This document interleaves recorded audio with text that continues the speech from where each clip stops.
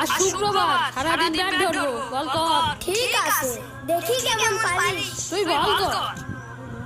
We ইয়া। হ্যাঁ, কিভাবে সম্ভব? হ্যাঁ, আরে কি বল করছিস? আজান হয়ে গেল তো, নামাজ পড়তে যাবে না? এই হ্যাঁ, তাই তো।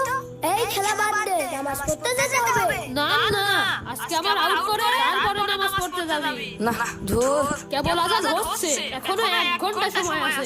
1 মিনিট আগে গেলেও হবে, বল কর। ভাই, রাসূল সাল্লাল্লাহু আলাইহি সাল্লাম বলেছেন, যে ব্যক্তি সবার আগে মসজিদে যাবে সে একটি উট কুরবানির সওয়াব পাবে, আর যে দ্বিতীয়তে যাবে সে একটি গরু কুরবানির সওয়াব পাবে। তাহলে চল, সবাই তাড়াতাড়ি মসজিদে যাই। হ্যাঁ হ্যাঁ তাড়াতাড়ি চল।